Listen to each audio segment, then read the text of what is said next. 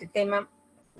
Hemos hablado en la primera clase de práctica en forma virtual, hemos hablado del monitoreo de pulsoximetría y canografía, que son muy importantes porque no miden si nuestro sistema de ventilación está actuando de forma adecuada. ¿Por qué es importante hablar del monitoreo de la profundidad anestésica? Porque muchos de los problemas médico-legales que se han suscitado, bueno, estamos hablando en los años 80, 90, eran de denuncias que se daban por pacientes que dicen que durante su operación escuchaban lo que hablaban los médicos, recordaban que estaban viendo que el ruido de las pinzas, el ruido del electrobisturí.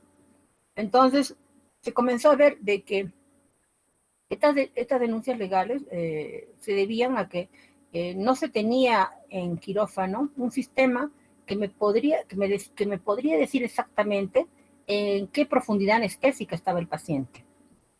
Y por eso es que desde el 80, 70 para adelante se comenzó a desarrollar diversos sistemas electrónicos que se incorporaron como un sistema de monitoreo más obligatorio que debía tener todo paciente que iba a ser intervenido quirúrgicamente. A partir de ello se comenzaron a diseñar también máquinas de anestesia con monitoreo de profundidad anestésica, los cuales ya los tenemos en los 3 hospitales que tenemos en Cusco. El gran problema de realizar este monitoreo y que no se hace de forma común es que los sensores que se requieren para hacer este monitoreo son sensores que tienen un alto costo porque son descartables, se utilizan en cada paciente, no como un pulsoxímetro que se usa en todos los pacientes y no se descarta, ni como el mango del tensiómetro que tampoco se descarta, pero en este caso sí se requiere de sensores especiales y que tienen un costo elevado. Por ende, el monitoreo de la profundidad anestésica se ha circunscrito a cierto tipo de cirugías en donde se ha visto que los pacientes tienen más recordar intraoperatorio. De eso vamos a hablar ahora rápidamente, porque cuando monitoreamos la profundidad anestésica estamos básicamente viendo lo que es el efecto de los anestésicos generales a nivel cerebral. En el caso de la anestesia general endovenosa pura o TIVA, que hemos hablado nosotros que es un tipo de anestesia general, ¿no? Hemos visto que hay, para resumir rápidamente, tenemos anestesia general como tal, y esta se subdivide en anestesia general endovenosa, que es la que usamos solamente a la cabeza propofol en inducción en un sistema de perfusión especiales para TIVA, asociado al remifentanilo, que es un narcótico, que de eso vamos a hablar en la segunda unidad. Ese es el esquema básico de un TIVA, un paciente que desde que ingresa al quirófano va a recibir solamente a través de la vía periférica medicamentos para primero sedarlo, luego llevarlo a un plano de hipnosis, luego un plano de amnesia y luego un plano de relajación, ¿ok? Y durante toda la cirugía el paciente solo recibe ese tipo de medicamentos. Esta es la anestesia general TIVA, endovenosa total. Luego tenemos la anestesia general inhalatoria, donde utilizamos solo agente inhalatorio. Desde el inicio, o sea, desde la inducción, la primera etapa, acuérdense, el ingreso al paciente es monitoreo. La segunda etapa es inducción. En la inducción es donde empezamos a administrar medicamentos. En la etapa de la inducción se administra también agente inhalatorio. O sea, durante todo el proceso de la anestesia, el paciente solo recibe agente inhalatorio. ¿Cuál es el agente inhalatorio que más utiliza? Es el sevoflurane, ¿ok? Y luego tenemos la anestesia general balanceada. ¿Qué significa la anestesia general balanceada? En el cual, luego de que el paciente ingresa y se monitoriza, se inicia la anestesia de manera endovenosa. O sea, la inducción es endovenosa y todo el mantenimiento de la anestesia, o sea, durante todo el transcurso de la intervención quirúrgica, el paciente está recibiendo anestesia por gas halogenados. Esa es la balanceada. Inducción endovenosa, mantenimiento inhalatorio. Y luego tenemos los sistemas mixtos, que eso haremos un poco más de refuerzo cuando hagamos también la segunda unidad. ¿Cuál es la anestesia general mixta? Es aquella en la cual nosotros, el paciente ingresa, se monitoriza y se le coloca un catéter o un bloqueo regional, sea un bloqueo troncal, que puede ser epidural o raquídeo, o puede ser un bloqueo de plexo, con la finalidad de manejar el dolor durante la cirugía y en el postoperatorio, inmediato. Y luego procedemos a administrar una anestesia general, que puede ser cualquiera de los que he mencionado antes, balanceada, TIVA o inhalatoria pura. Esa es la mixta, donde yo uso un bloqueo regional asociado a anestesia general. ¿Eso también se usa? También se usa. O sea, estamos viendo que dentro de la anestesia general tenemos hasta 4 subtipos de cómo podemos manejar y plantear nosotros un manejo anestésico en un paciente. Entonces, el monitoreo que se realiza de la profundidad anestésica se realiza sobre todo en pacientes que van a recibir anestesia general tipo TIVA, ¿ok? Y es un parámetro obligatorio para yo saber verdaderamente si el paciente está en un plano anestésico. Y ahora vamos a explicar por qué razón en un TIVA se requiere de que el paciente tenga una monitorización de la profundidad anestésica y de la relajación muscular, pero primero de la profundidad anestésica. Y luego tenemos cierto tipo de cirugías donde se ha visto que el paciente refiere que tiene recuerdos de esa intervención. En este tipo de cirugías es necesario que haya un monitoreo de la profundidad anestésica. Entonces empezamos el día de hoy con ese preámbulo que les estoy dando.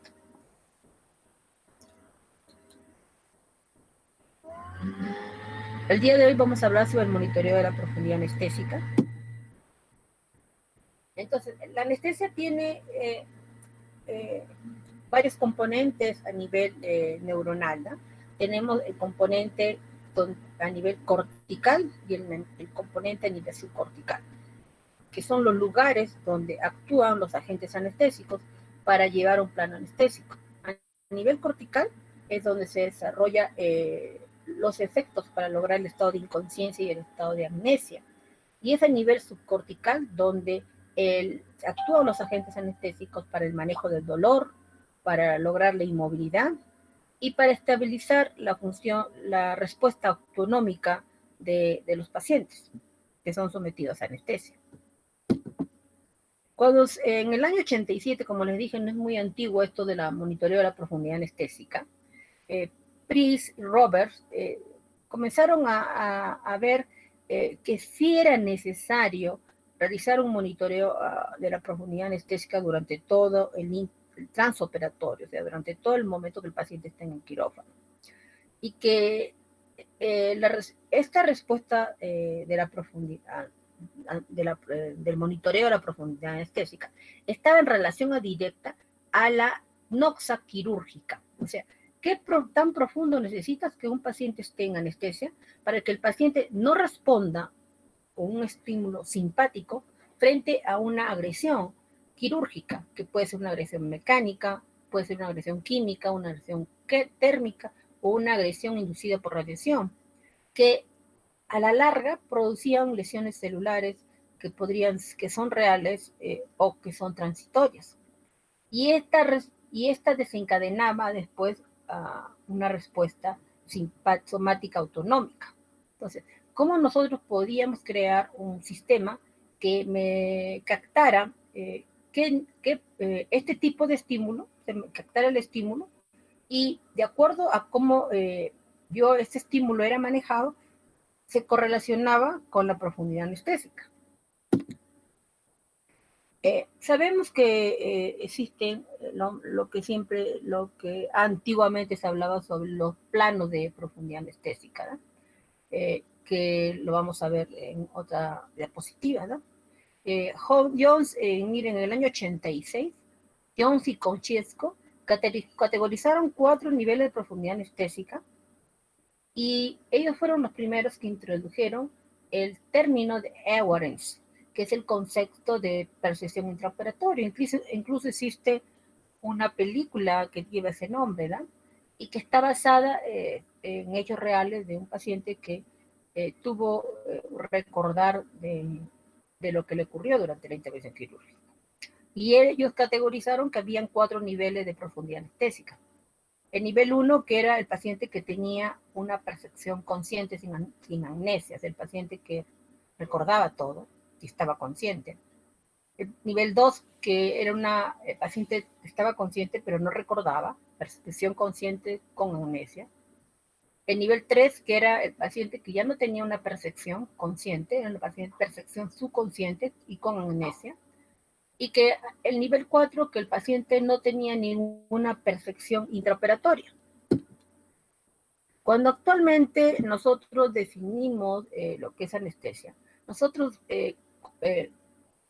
lo que queremos es que el paciente frente a un estímulo, que puede ser un estímulo como señalado en la anterior diapositiva, un estímulo mecánico, puede ser hasta estímulo verbal, el paciente no tenga una respuesta ante ese estímulo. Luego que frente a un estímulo eléctrico, tampoco el paciente tenga una respuesta. Y que cualquier respuesta que se tenga sea una respuesta que no desencadene un estado de incremento del sistema simpático. O sea, si estimula a un paciente, el paciente no debe responder con una taquicardia, el paciente debe mantenerse en su frecuencia cardíaca de ingreso. Y que igual con respecto a la presión arterial, ¿no? Que por la anestesia el paciente no tenga una hipertensión, sino que el paciente se mantenga en cifras de normotensión o presión igual a lo que ingresó al. Y por otro lado, el aspecto de la memoria, ¿no? ¿Qué es lo que uno quiere obtener como un gold estándar en el manejo del recuerdo en los pacientes? Vamos a hablar ahorita de una escala que se utiliza mucho, no en quirófano. Esta escala se utiliza para procedimientos de sedación. Para pacientes que cuando ingresan al quirófano, uno lo premedica, porque lo ven muy excitado, y les da una sedación ligera. Para pacientes que se realizan procedimientos fuera, ¿no?, que solamente requieren sedación, o sea, no requieren un plano anestésico, sino un plano de sedación. O para pacientes que están en las unidades de cuidados intensivos, conectados a un ventilador mecánico y que yo quiero que esté sedado, no anestesiado, es otra cosa muy diferente, sino sedado. Entonces se definió una de las escalas que más se usa, existen muchas escalas, pero la escala que más se utiliza es la escala de Ramsay.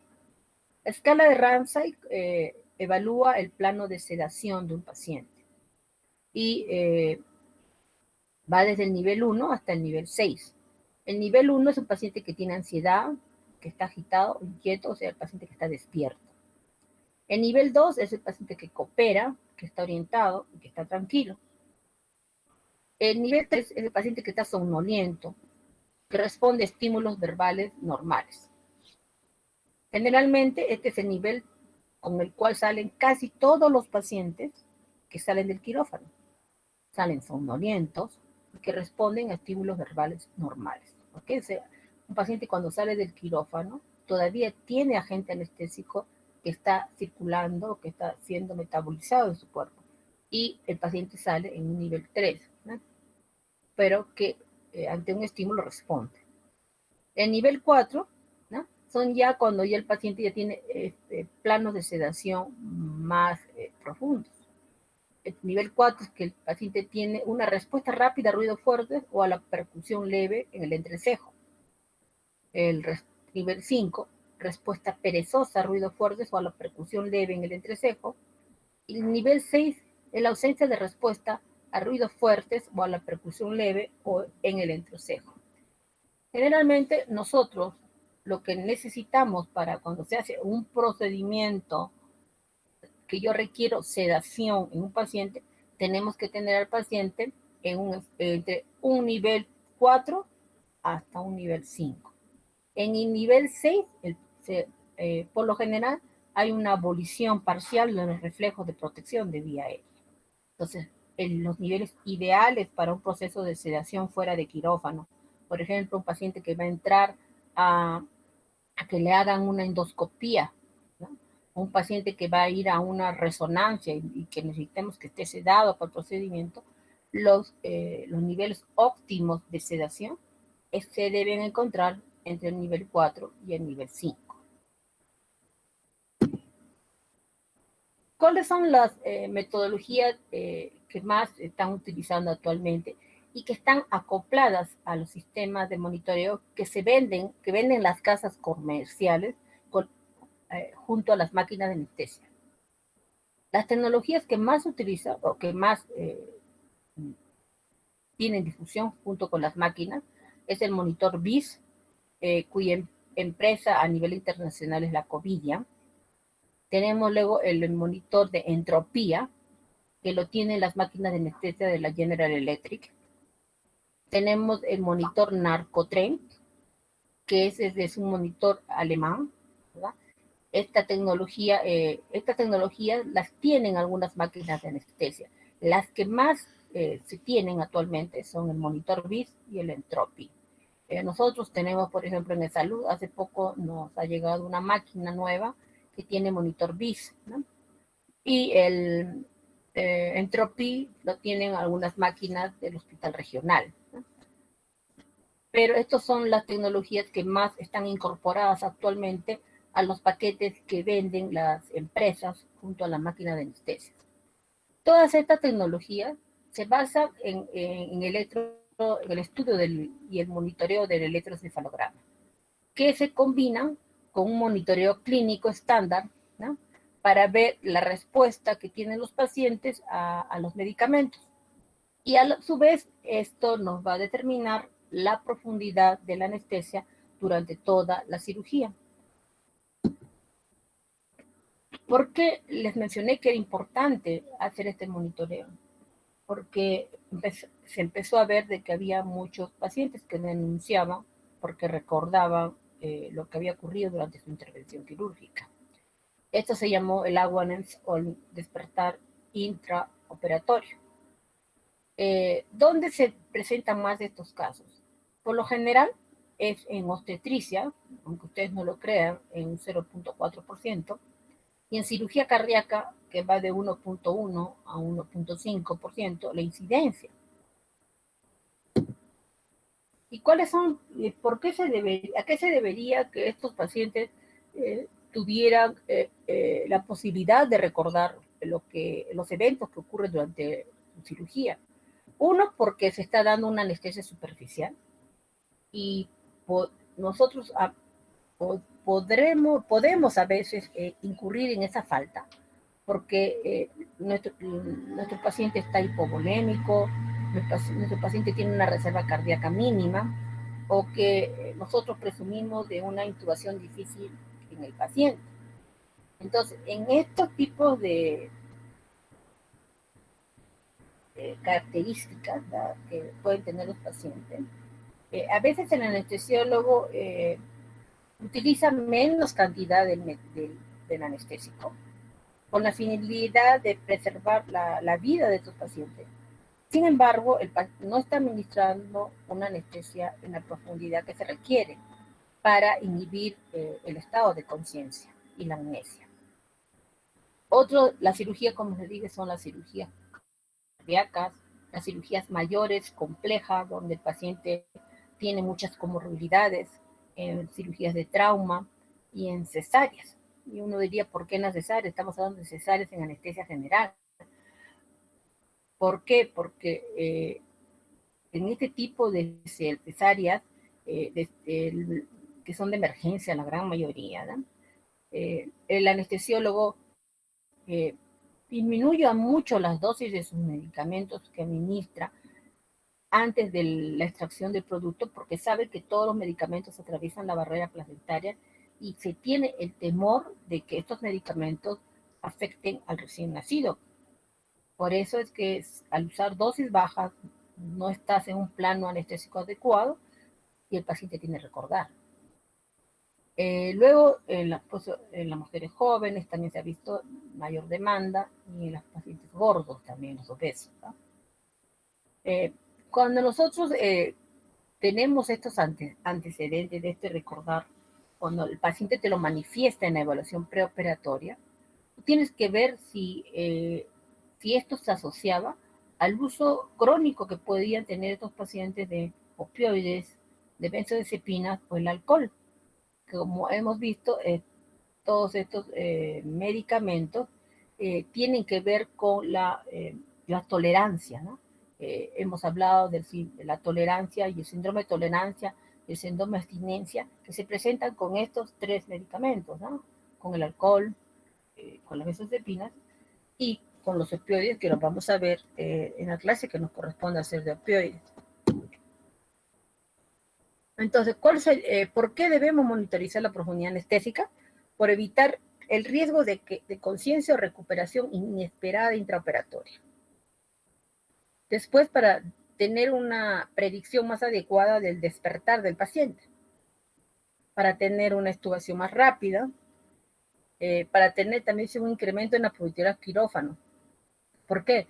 Porque si tú sabes en qué profundidad anestésica está el paciente y sabes en qué nivel de la cirugía está el paciente, tú programas el despertar del paciente y el paciente no se queda, como dicen en la jerga quirúrgica, no se queda planchado, o sea, no se queda dormido en la mesa de operaciones una vez terminada la cirugía. Para reducir las náuseas y vómitos y para tener un menor consumo de drogas y por ende un menor costo anestésico. ¿Cuál sería entonces la meta de la anestesia? La meta es que el paciente debe estar en un plano que no debe estar ni muy superficial ni muy profundo. ¿Qué evaluábamos antes del monitoreo de la profundidad anestésica? ¿No? Evaluábamos la abolición del reflejo palpebral, evaluábamos el diámetro de la pupila y cómo ésta reaccionaba a la luz, evaluábamos la ausencia de respuesta a una orden verbal simple en el paciente, evaluábamos la concentración alveolar mínima, o sea, el MAC, ¿no? que es lo que hablamos con los agentes inhalatorios, ¿no? Evaluábamos presión arterial, frecuencia cardíaca, sudoración, lagrimeo, ¿no? Y había una escala de valoración clínica, era la OAS, ¿no? Que aún se sigue usando actualmente, ¿no? Entonces, evaluábamos todos estos aspectos, pero estos aspectos eran básicamente la respuesta del sistema simpático a los agentes anestésicos, pero no nos determinaba en qué profundidad anestésica estaba el paciente. Lo correlacionábamos indirectamente, pero eso no significaba qué plano anestésico esté en ese momento el paciente que está recibiendo anestesia. Como actualmente, ¿qué son los monitores que más utilizamos? Como les dije, el BIS, que es un análisis biespectral, luego tenemos la entropía y luego tenemos el narcotren, ¿no? Que son los sistemas de monitoreo que más frecuentemente usamos. También debo señalar ahora sobre lo que es el electroencefalograma, porque estos tres sistemas de monitoreo se basan en una interpretación matemática del electroencefalograma. Es sobre la importancia del monitoreo electroencefalográfico que se utilizaba ya en neurología, se utilizaba mucho para ver si el paciente tenía el diagnóstico, para hacer el diagnóstico de descarte de convulsiones. Y cuando se vio que había alteraciones en el electroencefalograma, tanto en el tipo de onda como en el voltaje, de acuerdo al sueño que tenía el paciente, es que se vio la gran utilidad que tenía el estudio del electroencefalograma para hacer un monitoreo de profundidad anestésica.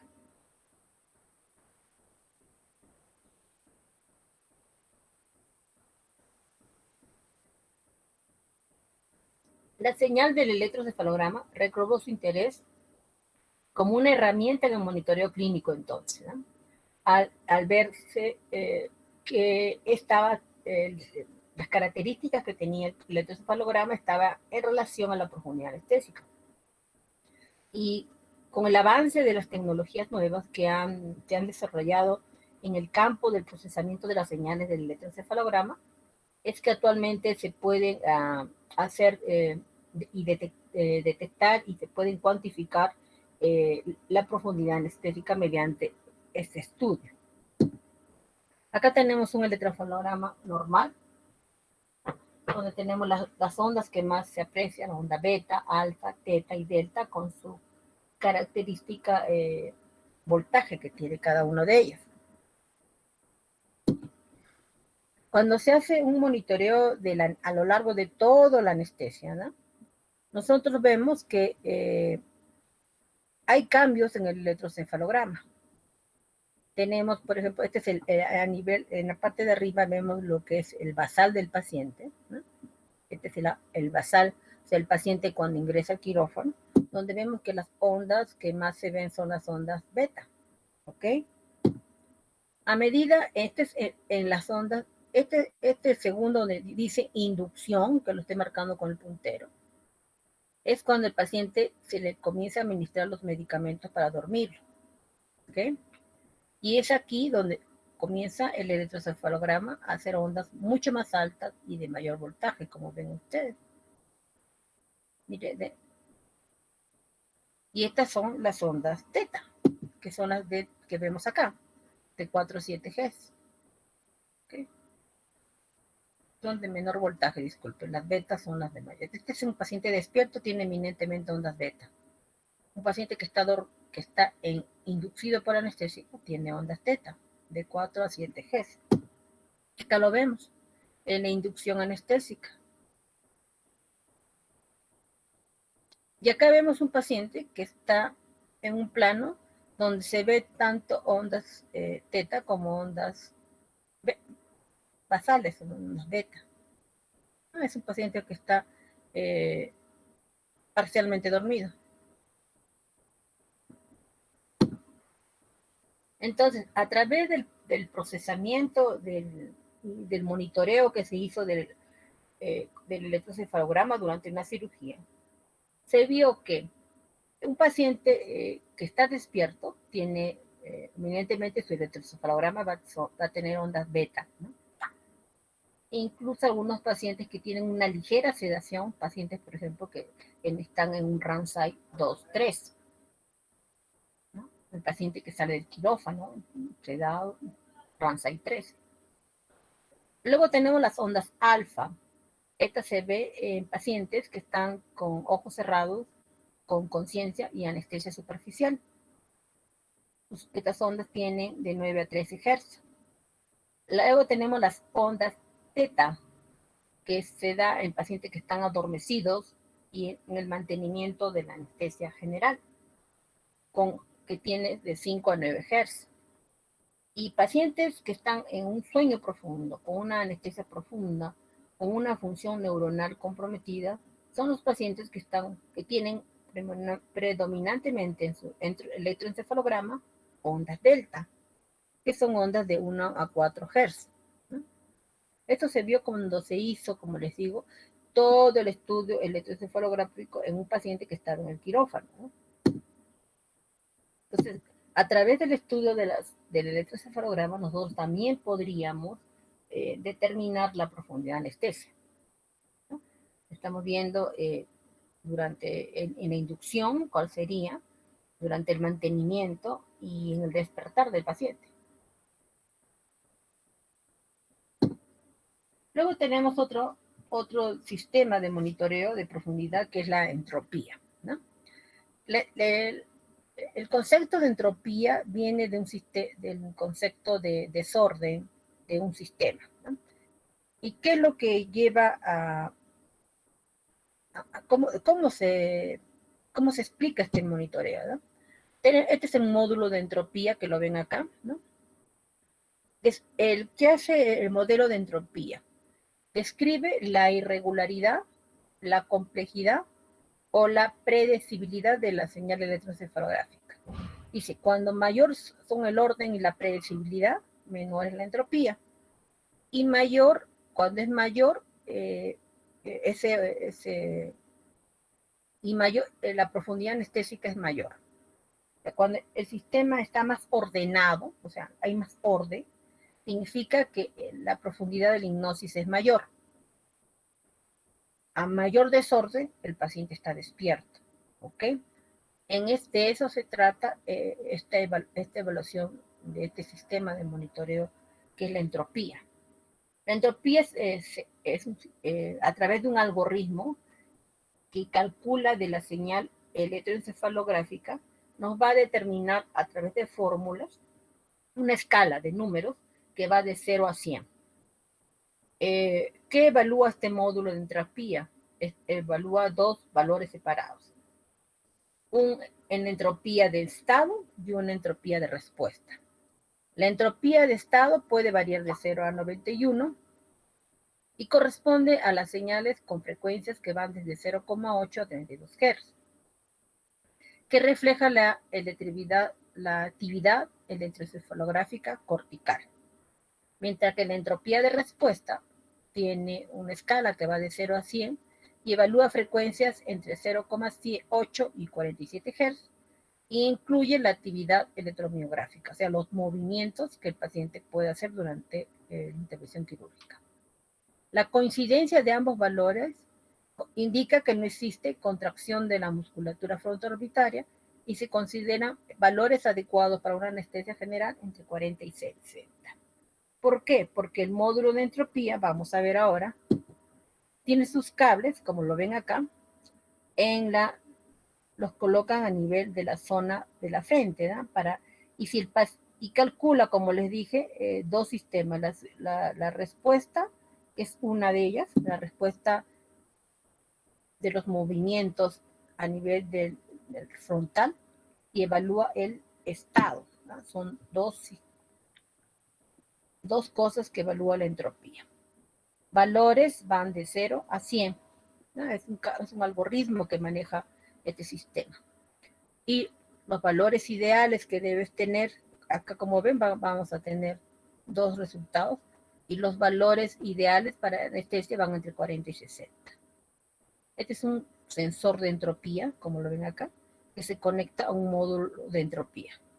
Y acá ven, no sé si llegarán a ver con claridad, un paciente que tiene este sensor colocado en la frente y está anestesiado, está intubado, y durante toda la intervención quirúrgica se hace el monitoreo continuo de los datos de entropía. Acá tenemos nuevamente la entropía de respuesta, que ve se acopla los movimientos, y la entropía, la FE, que no lo ve.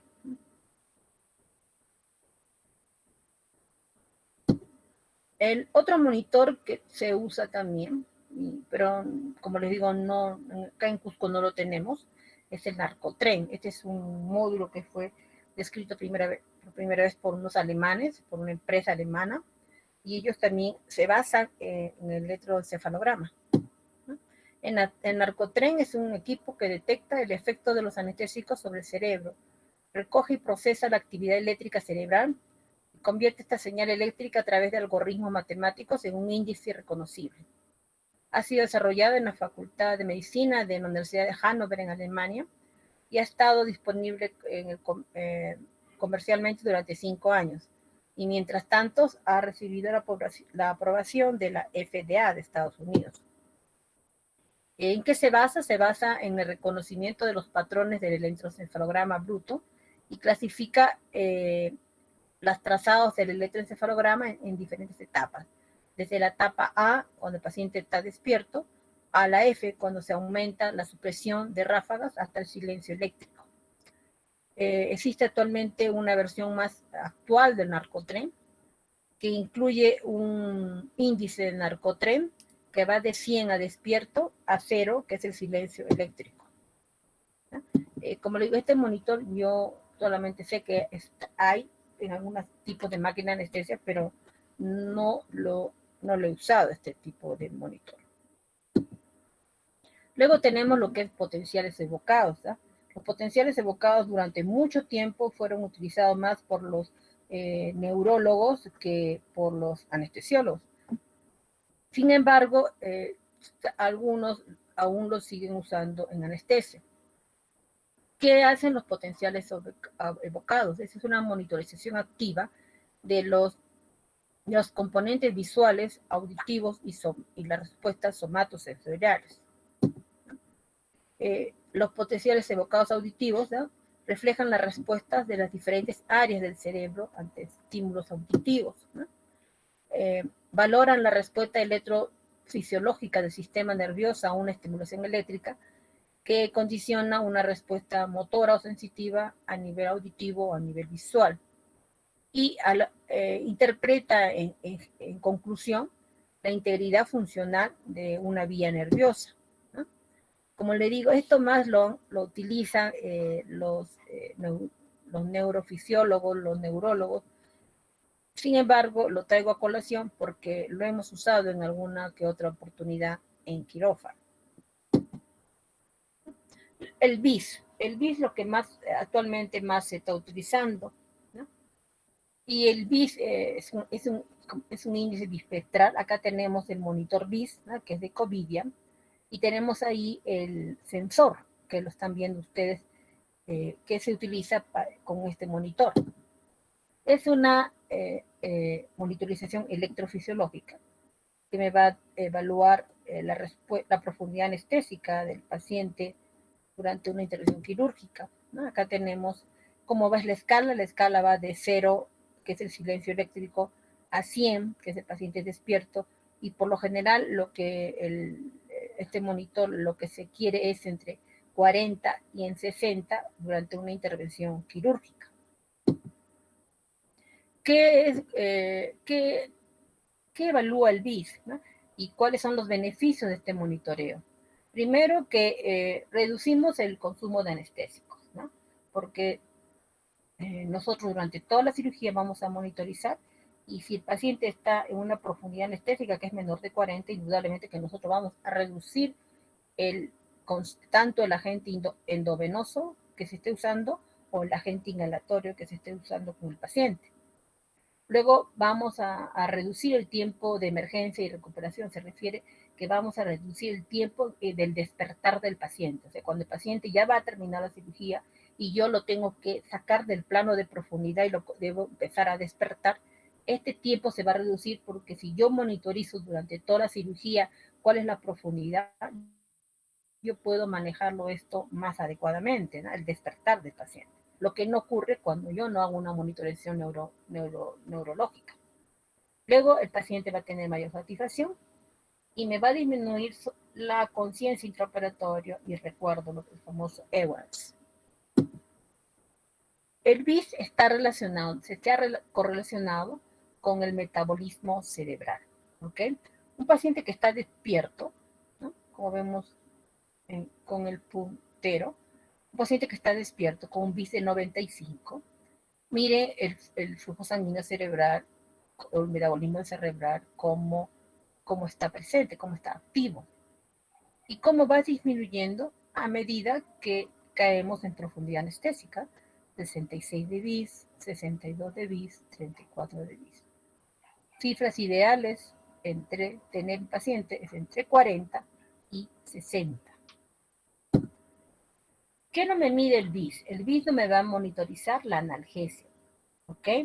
No me va a decir si el manejo del dolor va a ser óptimo, porque acuérdate que solamente me mide profundidad anestésica en función a ondas electroencefalográficas que son procesadas a través de este monitor.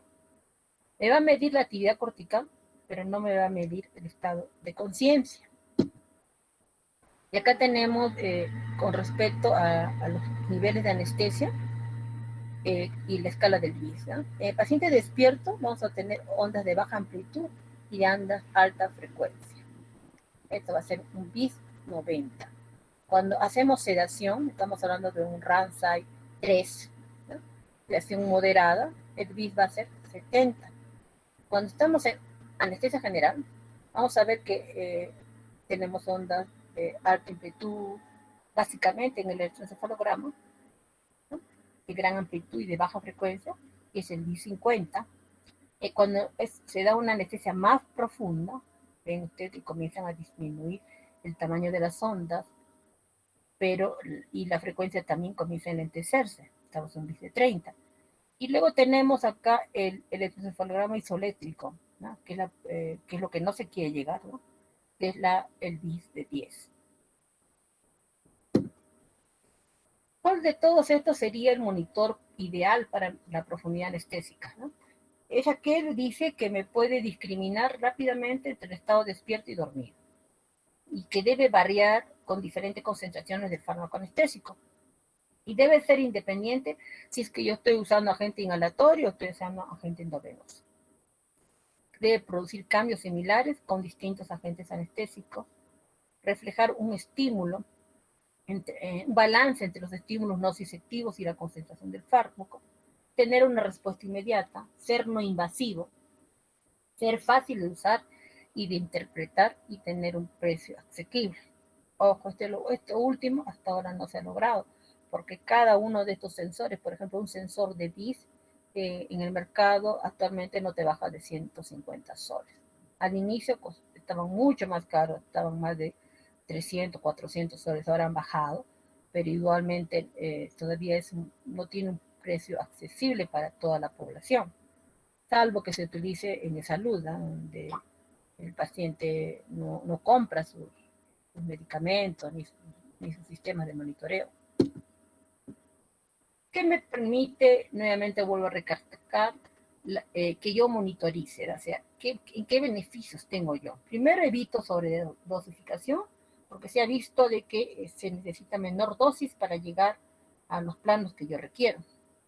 El tiempo de recuperación se disminuye y los efectos colaterales que pueden tener los agentes anestésicos también disminuyen. Permite también monitorizar la hipoperfusión cerebral, porque existen algunos sistemas como el BIS, y luego hay otro que es del sistema COVID que me mide el índice metabólico cerebral, que es otro monitor totalmente diferente, que bueno, en este momento no le traía colación porque es más complejo y no lo tienen todos los monitores de anestesia. Me puede medir el metabolismo y la perfusión cerebral. Y me va a permitir que se desarrollen sistemas de anestésicos en circuitos cerrados. El estado de conciencia es muy importante evaluar, como le dije, en cierto tipo de cirugías, ¿no?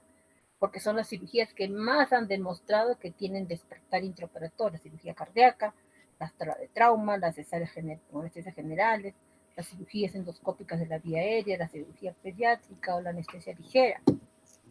Entonces, debemos también hablar de que a veces en pacientes que tienen perfiles de drogadicción o alcohólico, a veces debemos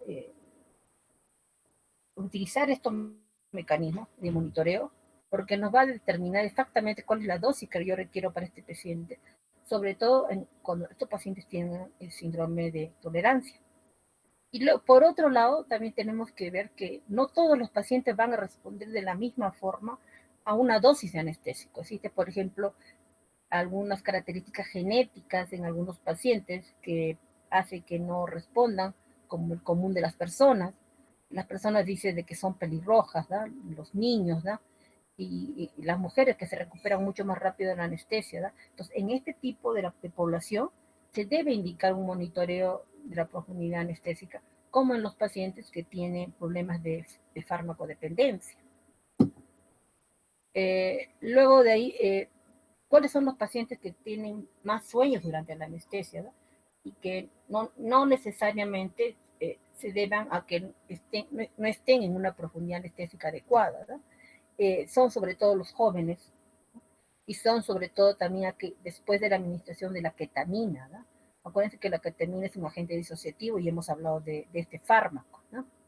Y se habla de una incidencia de sueños durante la anestesia que lo han manifestado los pacientes en el despertar de aproximadamente un 25%. Pero estos sueños, como les digo, ¿qué relación tienen con la profundidad anestésica? Porque muchos de ellos no han recibido monitorización durante la cirugía. Acuérdense que a mayor profundidad hay mayor amnesia y no hay sueños. Y se diseñó un algoritmo por la Asociación Americana de Anestesiología en el año 2005, donde se veía ahí cómo podemos prevenir este despertar intraoperatorio en pacientes. Primero teníamos que hacer una evaluación preoperatoria, ¿no? Una evaluación preanestésica, donde nosotros veíamos factores del paciente, ¿no? Acá lo vemos con el puntero, ¿no? ¿Tiene el paciente factores de riesgo, ¿no? Si ha tenido episodios previos de despertar, si tiene tolerancia a sedantes o opioides, si tiene una vía aérea difícil anticipada, si pacientes están en inestabilidad hemodinámica o van a ser sometidos a cirugías de alto riesgo. ¿Cómo yo evalúo, después que evalúo esto, cómo yo evalúo mi plan anestésico en este paciente? Si voy a usar bloqueadores neuromusculares, si voy a usar bajas dosis de anestésicos o voy a usar altas dosis, si voy a usar TIVA como un esquema de anestesia general, o en mi anestesia voy a usar gases, ¿no? Mezclados con oxígeno y asociados al óxido nitroso, ¿no? ¿Qué más dice este algoritmo? Si yo veo cualquiera de estas consideraciones en el paciente, debo considerar una administración profiláctica de benzodiazepinas, o sea, una premedicación. Y lo que aconseja, ¿ya? Previa información al paciente, de que se tiene que usar modalidades múltiples de monitorización de la función anestésica, de la profundidad anestésica, que van desde los signos clínicos, que es la observación, movimientos, lacrimación, sudoración, el monitoreo convencional que hacemos que debe estar presente, y el monitoreo de la función cerebral, el BIS y otras tecnologías más que podamos usar. Y eso sería todo a lo que es al respecto de del monitoreo de la profundidad anestésica. En la siguiente clase que vamos a tener de prácticas, voy a presentar los videos que hemos hecho en el quirófano nosotros con los sistemas de monitoreo que actualmente utilizamos. Tenemos el monitor BIS, como les he dicho. Vamos a colocarlo en un paciente, es nuevo, o sea, esa máquina de anestesia nos ha llegado recién hace un mes y ya nos llegaron los sistemas de monitoreo. Entonces vamos a ponerlo y se los vamos a un paciente y vamos a enseñárselos a ustedes para que lo vean. Y con eso estaríamos, tenemos las próximas clases ya son solamente de videos, ¿no? Tenemos varios videos en la próxima clase y luego tendríamos lo que es el examen de práctica, ¿ok? Que sería una semana después del examen de teoría. Voy a ponerme al día en la aula virtual, creo que me falta pasar estas dos clases de monitoreo para que ustedes lo tengan ya. Los videos ya los he subido al aula virtual, ¿no?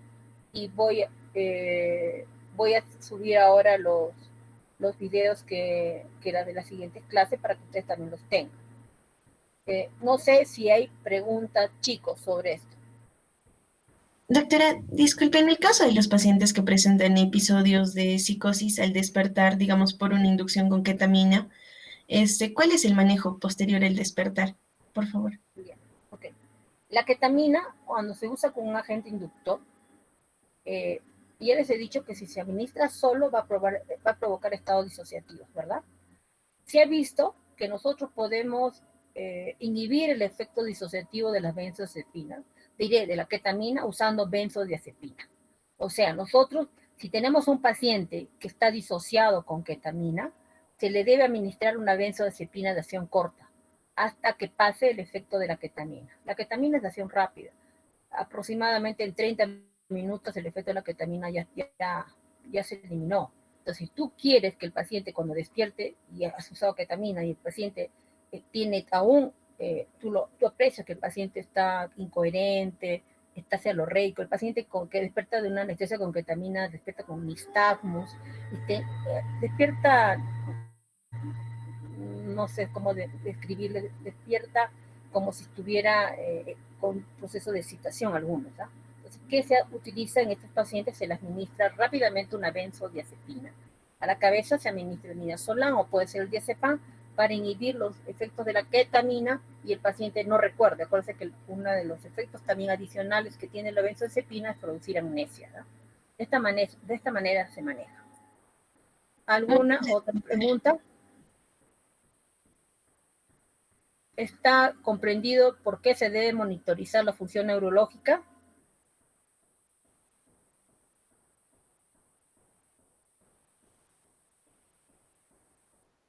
Sí, doctora. Creo que sí han entendido, ¿verdad?